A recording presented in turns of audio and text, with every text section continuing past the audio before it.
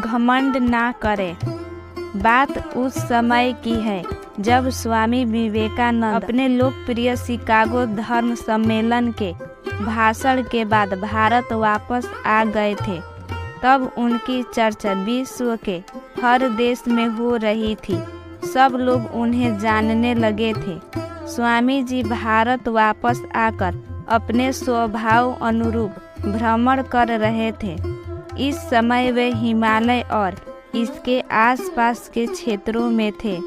एक दिन वो घूमते घूमते एक नदी के किनारे आ गए। वहाँ उन्होंने देखा कि एक नाव है, पर वह किनारा छोड़ चुकी है। तब वे नाव के वापस आने के इंतजार में वहीं किनारे पर बैठ गए। एक साधु वहाँ से गुजर रहा था। साधु ने स्वामी जी को वहाँ अकेला बैठा देखा तो वह स्वामी जी के पास गया और उनसे पूछा, तुम यहाँ क्यों बैठे हुए हो? स्वामी जी ने जवाब दिया, मैं यहाँ नाव का इंतजार कर रहा हूँ। साधु ने फिर पूछा, तुम्हारा नाम क्या है? स्वामी जी ने कहा, मैं विवेकानंद हूँ। साधु ने स्वामी जी का मजाक उड़ाते हुए उनसे कहा, अच्छा तो तुम वो विख्यात विवेकानंद हो जिसको लगता है कि विदेश में भाषण दे देने से तुम बहुत बड़े महात्मा साधु बन सकते हो। स्वामी जी ने साधु को कोई जवाब नहीं दिया।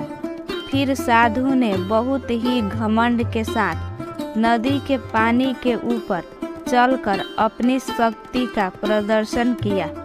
कुछ दूर तक चलने के बाद साधु ने स्वामी जी से कहा, क्या तुम मेरी तरह पानी पर पैदल चलकर इस नदी को पार कर सकते हो?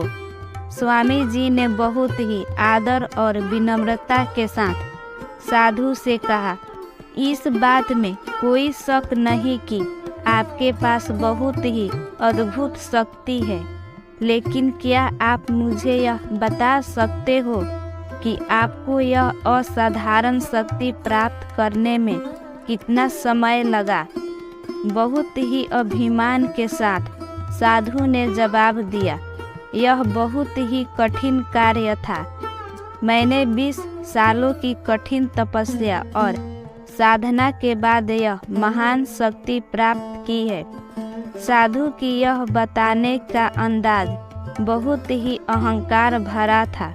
यह देखकर स्वामी जी बहुत ही शांत स्वर में बोले, आपने अपनी जिंदगी की 20 साल ऐसी विद्या को सीखने में बर्बाद कर दिए जो काम एक नाव 5 मिनट में कर सकती है। आप ये 20 साल निर्धन बेसहारा गरीबों की सेवा में लगा सकते थे या अपने ज्ञान और शक्ति का प्रयोग देश और देशवासियों की प्रगति में लगा सकते थे, परंतु आपने अपने 20 साल सिर्फ 5 मिनट बचाने के लिए व्यर्थ कर दिए। ये कोई बुद्धिमानी नहीं है। साधु सिर झुकाए खड़े रह गए और स्वामी जी नाव में बैठकर नदी के दूसरी किनारे चले गए। इस प्रकार इस कहानी ने हमें बताया कि ज्ञान और शक्ति का सही प्रयोग आवश्यक है। किसी शक्ति को प्राप्त करके यदि हम उस पर घमंड करते हैं तो यह मूर्खता है। शक्ति का सही जगह पर सही इस्तेमाल करना ही वास्तविकता में बुद्धिमानी है।